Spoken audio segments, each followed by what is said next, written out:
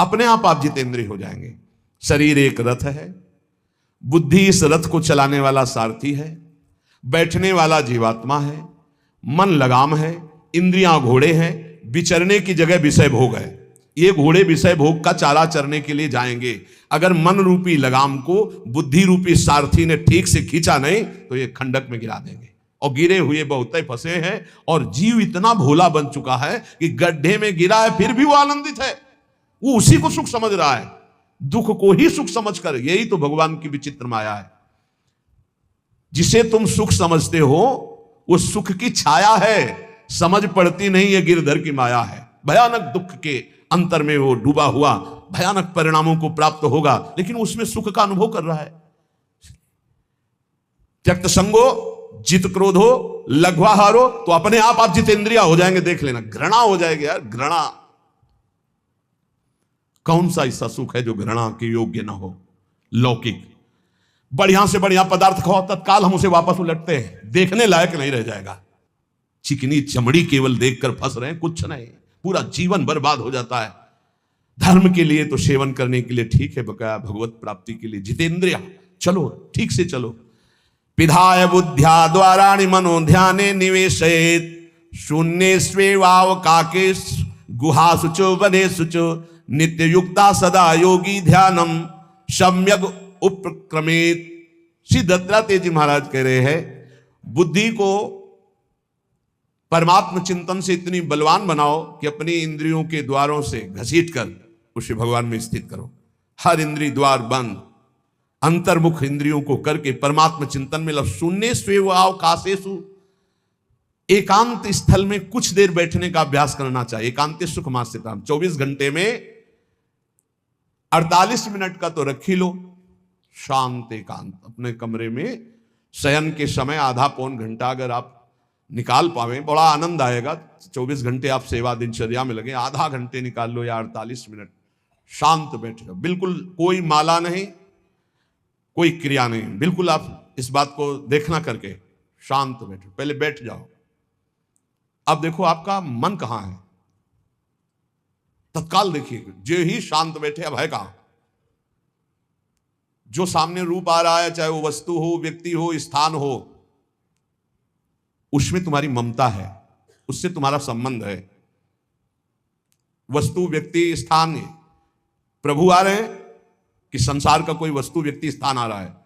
यदि कोई संसार का वस्तु, व्यक्ति, स्थान आ रहा है तो तत्काल उसमें भगवत भावना करो, या वहां से हटा के तत्काल अपने गुरुमंत्र में लगाओ, शांत एकदम बैठो। अब उस समय जांच करो कितनी बार किसका रूप आया, प्रभु का कितनी बार आया, संसार, और जिसका जितनी बार आए उससे अधिक नंबर देखिए कि 5 बार तो उस पुरुष का आया, 5 बार उस स्त्री का आया, और एको बार प्रियाजू का नहीं आया। इसका मतलब अभी प्रियाजू में हमारा मन नहीं लगा, अभी यहां स्त्री पुरुष में, वस्तु में, व्यक्ति में, स्थान में लगा। जांच करो और हृदय में पश्चाताप करो, धिक्कार है, इतना समय हो गया एक बार भी प्रियालाल का रूप नहीं आया। यही सांसारिक रूप आ रहे हैं, ये सांसारिक वस्तुएं आ रही, धिक्कार है हमारे मन को, धिक्कार है हमारे जीवन को। ये हम आपको आंतरिक बात कह रहे हैं। पूज्य भाई जी महाराज, जिस समय मन को धिक्कार दिया जाता है, जलन होती है, जब जलन होती है तो निर्मल होता है, निर्मल होता है, निष्पाप होता है, मल भस्म होता है, जो ताप अंदर मन में होता है प्रायश्चित का, उससे। अब बार बार सामने आपको जो गुरुमंत्र मिला है उसको लिखिए, कोई माला नहीं, बहुत आराम से, कोई जल्दीबाजी नहीं, 1 मिनट में एक बार लिखेंगे।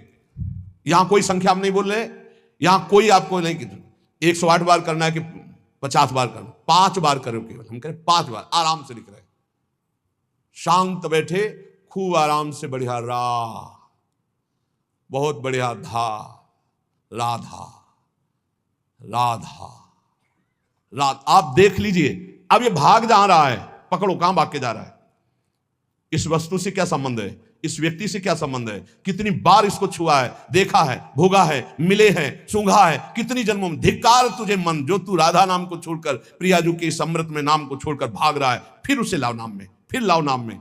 आप देखिएगा एक दिन उसी रा और धा के बीच में प्यारी जो और प्यारे जो मुस्कुराते दिखाई देंगे, देख लेना।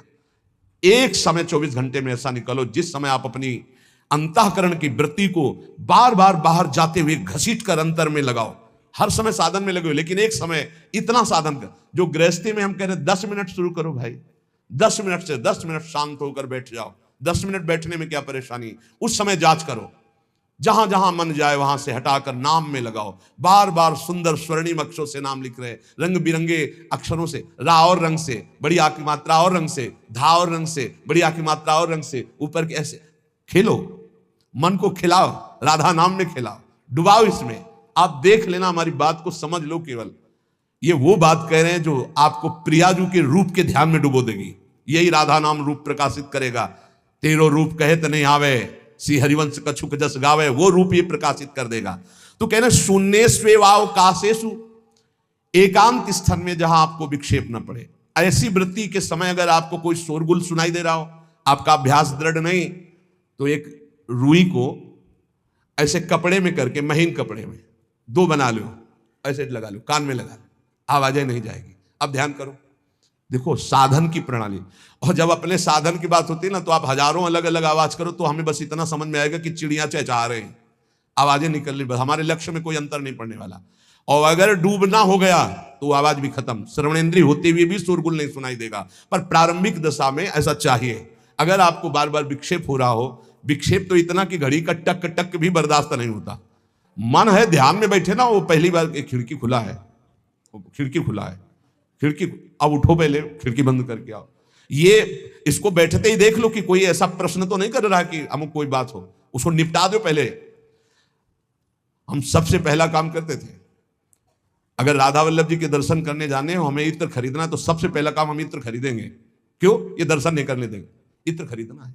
बार बार कहेगा इत्र हमें दर्शन में नहीं डूबने देगा, तो पहले हम वो काम सब कर लेते थे जो राधा वल्लभ जी के दर्शन के बाद कर रहे हैं। अब दर्शन में तो केवल दर्शन। ऐसे ही जब हम ये जो 20 मिनट, 30 मिनट, 40 मिनट समय की बात करें, इसमें जब आपको समय देना हो तो कृपया मन के लिए कोई काम मत छोड़ना, वो बिल्कुल फुर्सत वाला। इसलिए हम कह रहे हैं सोने जाने के समय कि अब हम शयन करने जा रहे हैं, उस समय आप समय दीजिए। और अगर ये पहले ही बार में कह दे कि अमुक अमुक अमुक, तो तुरंत सुधार दीजिए, नहीं पूरे ध्यान में वही चलाएगा। वो बहुत बहुत ही विघ्नकारी रहता है जब तक निर्मल नहीं हो जाता। और जिस समय नाम पकड़ने लगता है, ऐसा आनंद आता है कि केवल रोने का मन करता है। आप इसको करिएगा जरूर, एकांत स्थल पे करिएगा। और जब ये करने विघ्न करे तो कान में श्रवण होता रहता है शोरगुल। तो ये हमने किया है प्रारंभ में, रुई में ऐसे, और एक महीन कपड़ा का बना के ऊपर कपड़ा से ऐसे, और ऐसे खूब ठास के भर ले, अब आवाज ले जाएगी। अब अंदर राधा राधा राधा, आनंद आएगा। ये प्रारंभिक है, ये आगे चल के इनकी जरूरत नहीं पड़ती अंतर्मुख होने पर। तो एकांत स्थल में जब इस तरह से साधना की जाती है तो उपासक का चित्त भगवदाकार होने लगता है। कह रहे हैं वही सच्चा सन्यासी है। वाग्दंड कर्मदंडश्च मनोदंडश्च ते त्रयः, यस्यैते नियता दंडा सत्यदंडी महायति। श्री दत्तात्रेय जी महाराज कह रहे हैं वाग्दंड, जिसने वाणी को, वाग्दंड मौन में स्थित कर दिया। वाग्दंड यही प्रपंच की वार्ता नहीं बोलनी, भगवद वार्ता केवल बोलनी। वाणी को दंडित करो। ये बहुत चटर चटर प्रपंच की बातें करती, नाम जपने में इसको थकान लगती है, प्रपंच की बातें करने में नहीं। इसलिए इसको मौन के द्वारा वाणी को शासन में रखो, या तो भगवत चर्चा या मौन। दूसरा कर्मदंड, जो सन्यासी होता है वो निष्कर्म अवस्था की तरफ बढ़ता है। प्रापंचिक कर्मों को करते हुए भगवान नाम स्मरण करके यदि कर्म समर्पण कर दिया जाए तो वही गति प्राप्त होती है। ये तो सर्वाणी कर्माणि मयि सन्न्यस्य मत्पराः, प्रापंचिक कर्म है, व्यापार, नौकरी आदि नाना प्रकार के। लेकिन इन कर्मों को भगवत स्मरण करते हुए किया जाए, भगवत समर्पित कर दिया है, तो वही गति प्राप्त होती है जो निष्कर्म अवस्था को प्राप्त सन्यासी की होती है। 3 दंड होते हैं, वाग्दंड, और एक होता है कर्मदंड, शरीर को निश्चेष्ट रखना, निष्क्रिय रखना, और मनोदंड, मन को निसंकल्पित रखना, कोई संकल्प न बनना। इससे संन्यास भाव को प्राप्त महापुरुष की अवधूत स्थिति तक पहुंचने का ही रास्ता है। वाग्दंड, कर्मदंड, मनोदंड, वाणी को मौन के द्वारा, शरीर को निश्चेष्टता के द्वारा निष्कर्म स्थिति के लिए, और मन को निसंकल्पता के द्वारा, कोई संकल्प न बनावे, ऐसा का ऐसा, ऐसा नहीं, जैसा प्रभु जब चाहे जैसा, हमारा कोई संकल्प विकल्प नहीं। वाणी से भगवत चर्चा, शरीर से भागवतिक कर्म, नहीं तो संसारिक विरत बहुकर्मा, निरत निरंतर सज्जन धर्मा। अब एक परम धर्म की बात का वर्णन कर रहे हैं। गृहस्थ धर्म में जैसे है, या जिनके पास बहुत अर्थव्यवस्था है, उनको चाहिए कि गौ सेवा से बहुत जल्दी शरीर पवित्र होता है, हृदय भी पवित्र होता है और गोविंद भी प्रसन्न होते हैं।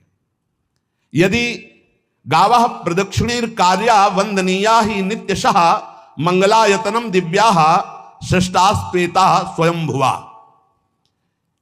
यदि गाय घर में पाली जाए या गौशाला खोली जाए और गौओं की सेवा की जाए, जिनके पास अर्थ है, भाव है, भगवान स्वयं श्री कृष्णचंद्र जी ने गौ सेवा स्वीकार की, गौवें चराई। गौओं की परिक्रमा करने से, जैसे आप प्रभु के बिहारी जी के मंदिर की 4 परिक्रमा करें तो जो फल आपको मिलेगा वही गाय की 4 परिक्रमा कर ले तो आपको प्राप्त हो जाएगा। गौ की प्रदक्षिणा से, गावः प्रदक्षिणी कार्या वंदनीया ही नित्यशः, जो रोज गाय को प्रणाम करता है और गाय की प्रदक्षिणा करता है तो भगवत प्रदक्षिणा का उसे फल प्राप्त होता है। जहां गौएं विराजमान होती हैं वो बड़ा पवित्र दिव्य तीर्थ स्थल माना जाता है। गौएं जहां विराजमान रहती, गौशाला में भजन करे तो कई गुना बढ़कर के प्राप्त होता है। स्वयं ब्रह्मा जी ने गौओं को दिव्य गुणों से विभूषित बनाया है। अप्यागाराणि विप्राणाम देवतायतनानि च यद गोमयेन शुद्ध्यंतिम किम ब्रूमो हृदिकम ततः। गाय के गोबर से जहां लेपा जाता है वहां जिस देवता का आवाहन करोगे वही देवता आकर विराजमान हो जाएगा। अपवित्र भूमि में भी यदि गाय के गोबर का लेप कर दिया जाए तो परम पवित्र मानी जाती है। गाय बहुत पवित्र, जहां वो बैठती है, जहां वो मूत्र त्याग करती, गोबर त्याग करती, वो स्थान तीर्थ तुल्य पवित्र माना जाता है। भगवान जब गाय के पीछे पीछे चलते तो गोरज उड़कर उनके मस्तक पर विराजमान होती, उनके मुखार बिंदु पर विराजमान होती। बाल गोविंद के अनिष्टों को दूर करने के लिए गाय के पूंछ को उनके ऊपर ऐसे झाड़ा देती थी मैया। जब गुरुमंत्र वैदिक सिद्धांत से दिया गया था पहली बार तो पंचगव्य पिलाया गया था। गोमूत्रम गोमयम क्षीरम दधि सर्पिस तथैव च गवाम पंच पवित्राणि पुनंत सकलम जगत। कितना भी बड़ा पापी हो, अगर पंचगव्य पिलाया जाए तो वो वैदिक मंत्रों को स्वीकार करने लायक हो जाता है, पवित्र हो जाता है। पंचगव्य में 5 चीजें गाय की होती है। गाय का मूत्र, गाय का गोबर, गाय का दूध, गाय का दही और गाय का घी, ये 5 मिलाकर पंचगव्य पिलाया गया था। पहली बार जब वैदिक मंत्र दिया गया था तो पंचगव्य बनवाया था गुरुदेव भगवान ने सन्यास, और वो पिलाया था। ये पंचगव्य पिलाने से अपवित्रता का नाश होकर पवित्रता का संचार होता है। इसलिए धन्य है उनका जीवन जो गौ सेवा परायण है, भगवत भाव से गाय में साक्षात भगवान का भाव रखकर गौ सेवा करते हैं। त्रिषिता गौर गृहे बद्धा गेहे कन्या रजस्वला देवशास्त्र सन्निर्माल्य हंति पुण्यम पुराकृतम। यदि घर में गाय बंधी है और भूखी है और प्यासी है तो तुम्हारे सारे पुण्य नष्ट हो जाएंगे। अगर घर में रजस्वला कन्या बहुत काल तक है और उसका विवाह आप नहीं कर रहे हैं तो आपके सारे सुकृत नष्ट हो जाएंगे।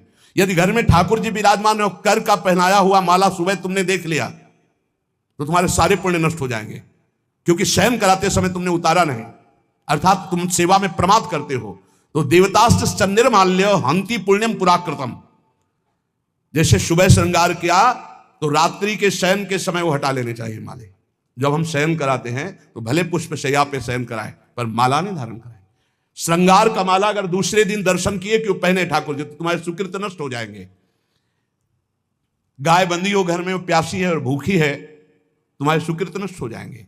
त्रिषिता गौर गृहे बद्धा, क्योंकि तुम्हारे पास है, सेवा करना चाहिए। यो वै गाम प्रतिसिद्धेन तो चरंतिम च स्वतरणम नरहा तस्य पूर्वे च पितरा कंपन्ते पतनोन्मुखा। यदि गाय हरी हरी घास चर रही कहीं और तुमने डंडा ऊपर प्रहार किया, लाठी मारी, तो तुम्हारे पितर खोपड़ी के बल नरक जाने के लिए तैयार हो गए। ये लिखा है चरंतिम स्वम तृणम नरहा तो तस्य पूर्वे च पितरा कंपन्ते पतनोन्मुखा। इसीलिए क्या भारत से कहीं किसी की तुलना हो सकती है जहां गौ को माता की पदवी दी गई, जहां गौ को हम आराध्य देव के रूप में मानते हैं, आराधना करते हैं। गौ रक्षा, गौ सेवा, ये बहुत बड़ा इसमें छुपा हुआ है। स्वयं भगवान अवतरित होकर गौ रक्षा, जब गाय के रूप में पृथ्वी रमाती तो भगवान का अवतार हुआ है। बड़ा विचित्र समय आता चला जा रहा है कि अब आधुनिक यंत्रों की ऐसी सेवाएं हो गई बड़ी बड़ी कि अब ना बैल की जरूरत है और ऐसे दूध की महंगाई बन गई कि अब देसी गाय 2 लीटर 3 लीटर 4 लीटर, और ऐसी कि 20-20 25-25 लीटर दे तो कौन देसी गाय को। तो गौओं का सेवा का भावना शास्त्र आज्ञा करता है कि जो प्रतिदिन अग्रग्रासे परोभावा कर्तव्यो भक्ति तोन्वहम अकृत्वा स्वयं आहारम कुर्वम नापनोति दुर्गतिम।